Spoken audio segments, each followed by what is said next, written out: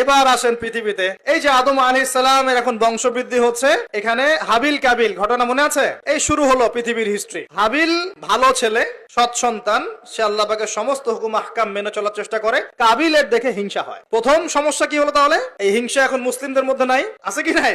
সমাজের মধ্যে অনেক দাড়ি টুপি নিয়ে অনেক কাবিল ঘুরে বেড়ায় কি বেড়ায় না? দেখতে মনে হয় আমাদেরই মতো, কিন্তু আমরা মানে মরলে মিলাদ দিবে, ভাবটা এরকম। হ্যাঁ, দেখা যায় যদি কোনোদিন কোনো সমস্যা হয় মিষ্টি বিতরণ করা শুরু করবে। এক মুসলমান ভাই জেলে চলে গেছে, আর একজন মিষ্টি বিতরণ করা শুরু করতেছে। এই হয়েছে না অবস্থা?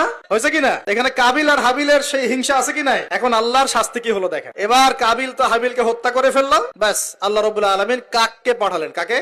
কাক এসে ঠোঁট দিয়ে মাটি খুঁড়ে খুঁড়ে খুঁড়ে দেখাচ্ছে কিভাবে হাবিলকে দাফন করবে। বেচারা কাবিলের জানা নাই কিভাবে ভাইকে এখন দাফন করবো। ওই কাকের কাছ থেকে শিখতে হলো যে কিভাবে মৃত ভাইকে দাফন করতে হয়। সুবহানাল্লাহ। এখন দেখেন ওই কাক খুব প্রাচীন প্রাণী, কিন্তু কাক হচ্ছে একটা প্রাচীন সৃষ্টি আল্লাহ পাকের। আল্লাহ কাককে পাঠিয়ে দিয়েছেন, দিয়ে মাটি খুঁড়ে দেখিয়েছেন যে দেখো এইভাবে কি করতে হয়, দাফন করতে হয়। একটা কাক যদি মারেন দেখবেন পুরো এলাকার কাক এসে জড়ো হয়ে গেছে। দেখছেন, কাক কিন্তু ইতিহাসের প্রথম খুনাখুনি সাক্ষী কাক। বুঝতে পারছেন না মনে হয়? মানব সৃষ্টির ইতিহাসের প্রথম যে খুনাখুনি, ভাইয়ে ভাইয়ে যে মারামারি, এই খুনাখুনির প্রথম সাক্ষীকে কাক। চিন্তা কর, আল্লাহ আমাদেরকে প্রকৃতি থেকে শেখার তৌফিক দান করুন। কাক নিজের ভাইয়ের গোশত খায় না? খায়।